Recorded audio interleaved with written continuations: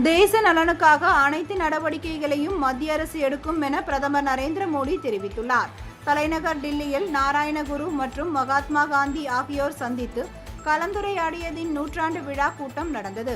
இதில் பிரதமர் மோடி கலந்து கொண்டு பேசிய போது 100 ஆண்டுகளுக்கு முன்பு நாராயணகுரு மற்றும் மகாத்மா காந்தியின் சந்திப்பு சுதந்திர இயக்கத்திற்கு ஒரு புதிய உத்வேகம் அளித்தது என்றார்.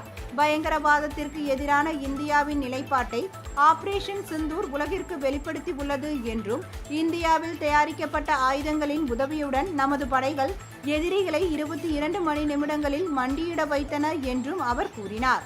வரும் காலங்களில் இந்தியாவில் தயாரிக்கப்பட்ட ஆயுதங்கள் உலகம் முழுவதும் ஏற்றுமதி செய்யப்படும் என்றார். தேச நலனுக்காக அனைத்து நடவடிக்கைகளையும் மத்திய அரசு எடுக்கும்.